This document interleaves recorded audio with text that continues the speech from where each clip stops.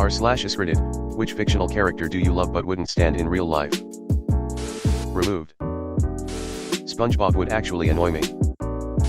Me too. I now know how Squidward feels tbh. Also you'd probably drown. Peter Griffin the First would punch him so hard. Unfortunately you'd lose that battle. He might be an idiot. But the boy can box. LOL.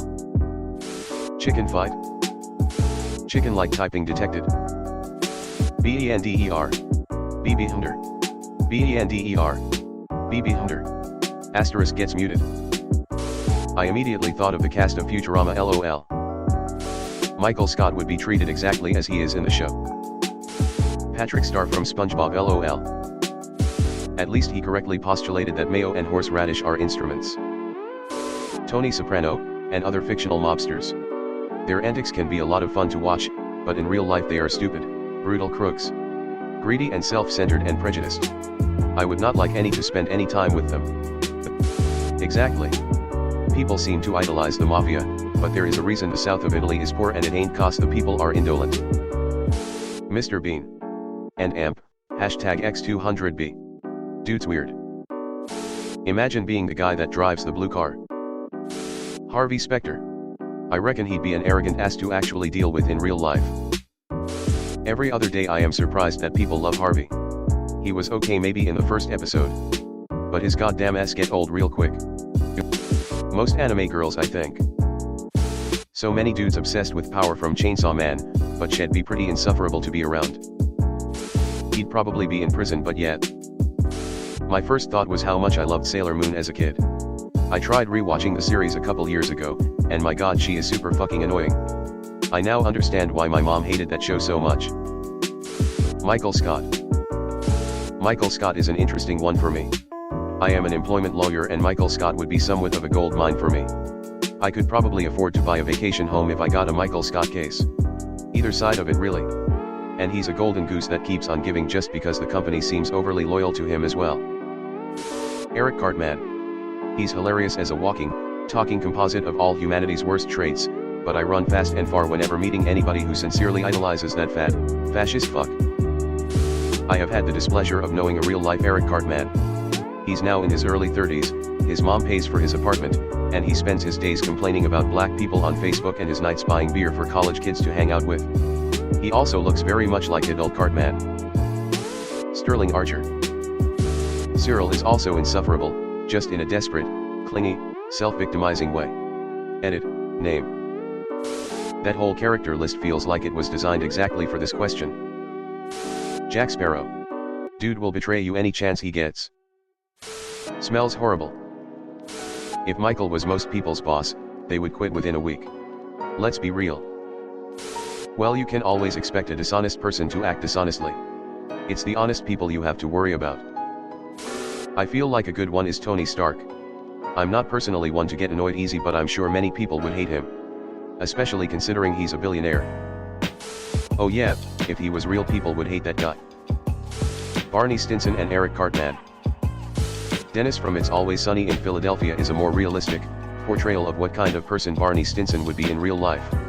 Creepy, obnoxious, and super weird in a very off-putting way. Oh, and a serial rapist. Gaku seems like he would be incredibly irritating to be around for more than a few minutes. Is it because of his personality? Or the fact that some of the most powerful beings in the universe frequently seeks him out to try and kick his ass? Barney Stinson would be a huge asshole in real life. Everyone from ESIP. I'd still hang with Charlie, but the rest would be insufferable. He would get fired for his management style in general. He has people like Creed who does absolutely nothing, idiots like Kevin in accounting, complacent and mostly spineless Toby in HR, everyone having romantic inter-office relations, no quality control, constant distractions, and you could probably go all day. People would see Michael's lack of work ethic and relax themselves. I was committed to scrolling until I found this exact comment. Thanks for making it happen. Gina Linety. She was a bit much in the show as well. Didn't like her much. King Julian from Madagascar. We have a dance party. Dude, I'm about to go into open heart surgery. Move it, move it. Please let the doctor go, I need a new heart. We will party till you flatline. Aaron Yeager. Genocide is not good. Greg House. While he would save my life DX my health issue, he would be exhausting to socialize in real life due to his constant sarcasm and boundary crossing. He doesn't even care about saving lives. He just wants to solve the problem.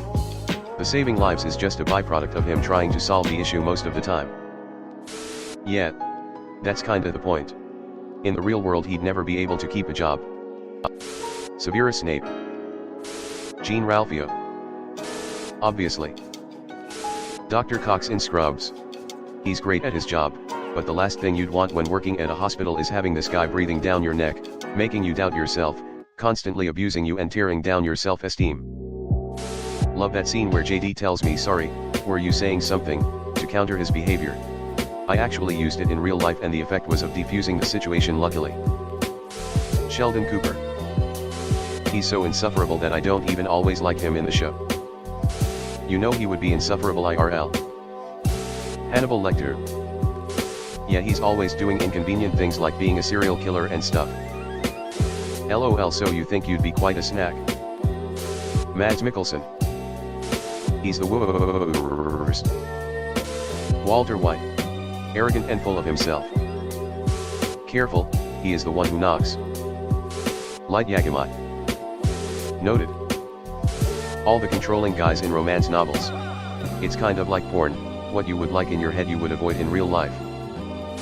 And it sort of involves telepathy.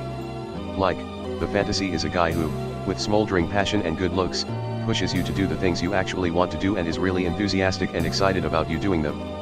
Real life boundary pushers push for them and not for you. Sean Spencer from Psych.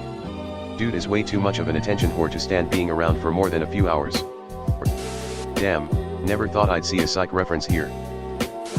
Phil Dunphy would probably be a bit too much for me. Which I'm actually quite sad about because he's the best. Would he though? Phil seems like a fun guy, albeit the carelessness and obliviousness at times. I'd say most of the P and M, our cast aside from Ann, Donna, Chris, and Ben could be mentioned in this thread LOL. I've been told several times by people I remind them of Feely always thought it was a compliment. Chris Griffin, he has a nice paper on Family Guy but I would find him kind of annoying.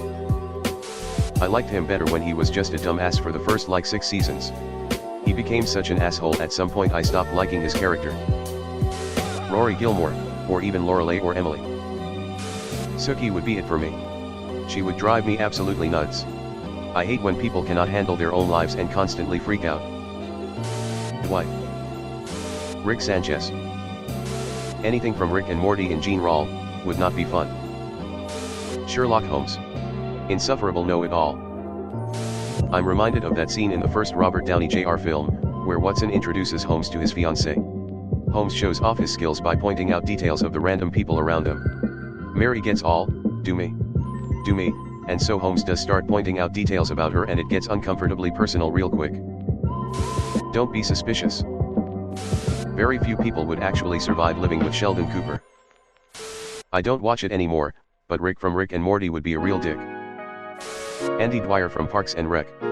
He's goofy, adorable, honest, and a fun person, but the irresponsibility, lack of ambition and emotional maturity, and neediness is something that I'd never be able to handle.